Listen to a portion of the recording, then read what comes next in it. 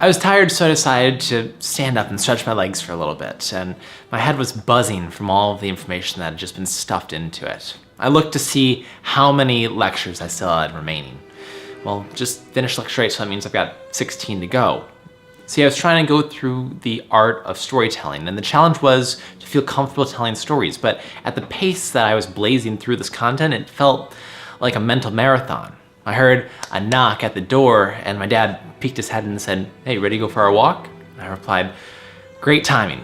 Let's go down to the pond right now because I could use a longer break."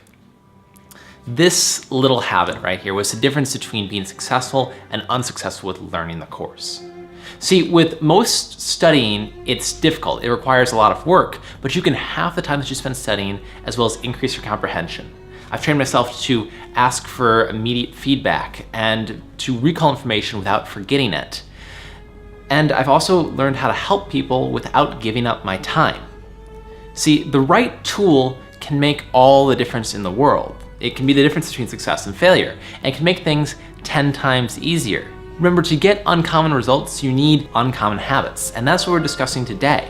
So let's get into teaching to learn. My dad and I would go on a walk after about an hour of studying, and it would just be a short one, no more than 5 minutes. But we would do one unique thing.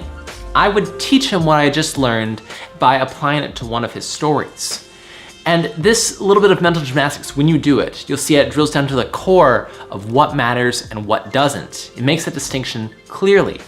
So for whatever you're learning right now, whatever your learning project is, talk with a friend, in person or not, about what you're studying. Here's some hints. Focus on how what you're learning can benefit them.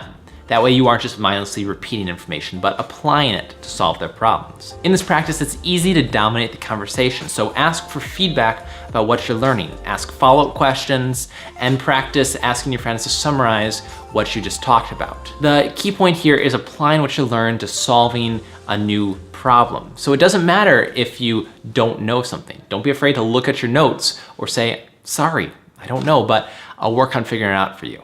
By teaching my dad what I had learned, the course always felt effortless. It was never work to study, it was a way to connect with my dad. And this course also helped me get over myself. I was able to tell that voice in my head that's saying, "You don't know what the fuck you're doing," to shut up. Because I was able to get in front and feel confident telling a story in front of the rest of my family. It's just one of Aesop's fables, the birds, the beast, and the bat. But I stood in my room alone and practiced those techniques I had discussed with my dad and practiced that story, repetitively rehearsing it until it felt compelling. And that was a turning point in my journey of learning to tell stories. Standing there, seeing my family's face sitting in rapture while I told my version of that story, I realized that, hey, I'm getting kind of good at this. I finished the course about 3 days later, and I was satisfied with my results. I learned how to workshop a story. See, I come from a storytelling family, whether it's my dad reenacting his childhood antics or my grandmother imparting how her mother would milk the cows every morning.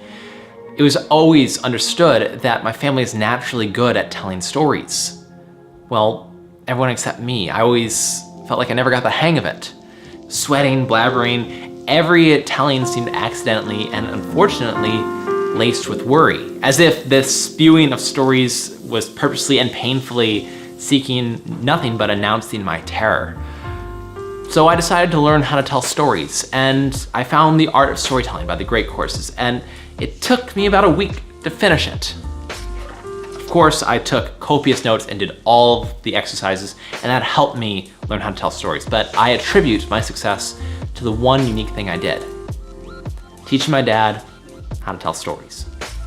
And as always, thanks for getting better.